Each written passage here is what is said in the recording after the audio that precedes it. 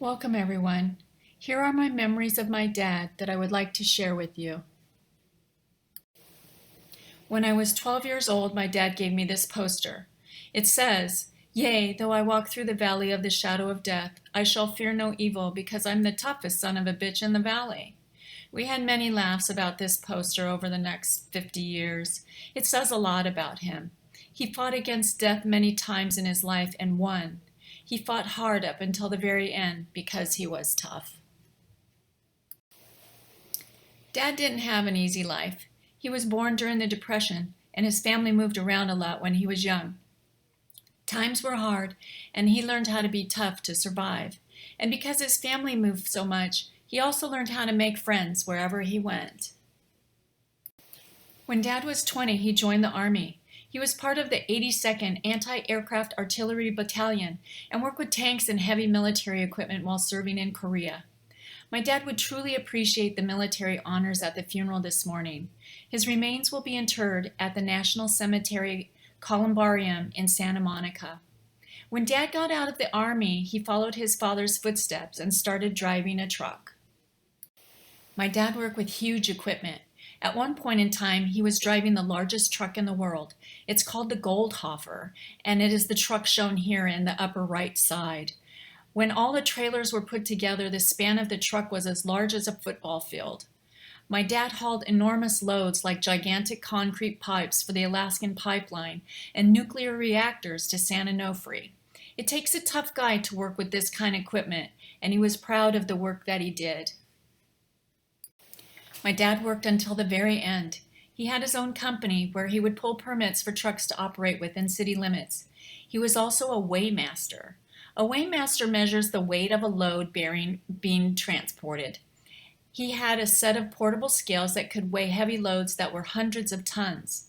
A proud moment for him was when he weighed the levitating mass, a 340-ton boulder that was moved from a stone quarry in Riverside to the LA County Museum of Art in 2012. By 1974, my dad was single and stayed a bachelor for 20 years. And then he met Kay, and they fell in love and got married. I remember Kay telling me that my dad was really a teddy bear. She was the one who was truly able to find his soft side. Over the next 25 years, their family grew. Debbie and her husband Kurt had two wonderful children, Scott and Claire. Donnie and his wife Sarah had two more wonderful children, Clayton and Anna. My dad and Kay cherished their grandkids and enjoyed traveling and celebrating milestones with the kids and grandkids. My girls Dee Dee and Marita gave him two wonderful great-grandchildren, Mila and Asher, and another great-grandson is on the way. We all enjoyed visiting Grandpa and had fun times celebrating birthdays and new births in the family. My dad was very proud of his whole family.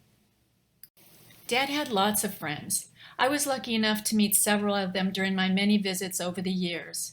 My dad and Kay used to go dancing a lot. He loved Scandinavian and contra dancing and had many friends from their various dance groups.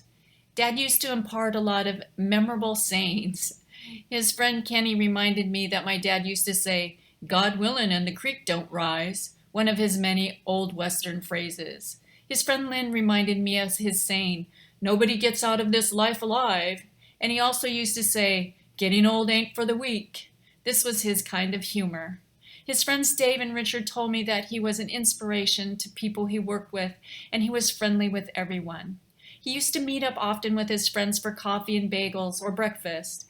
Dad was sharp to the end, always caught up on current events and a lover of history too. All of his friends agree that he had a great sense of humor. My dad had an opportunity to say his goodbyes to friends and family during his final days, and this meant the world to him. I want to take the time to thank three amazing women who helped my dad pass peacefully. My Auntie Ruth, Aunt Sandy, and Ty, who has become part of our family, were ever present during the last weeks of his life. Thank you from the bottom of my heart for all you did to help my father. This last year was very difficult for my dad after Kay passed away, but he continued to work and keep in touch with his friends. My dad had a heart attack in early September. and then was in and out of the hospital for a couple of weeks. He died peacefully at home, and I think that he died of a broken heart, both literally and figuratively. Now the light has reunited him with Kay, the love of his life. Thank you all for coming and honoring the memory of my father. Rest in peace, Dad. I will miss you. We all will miss you.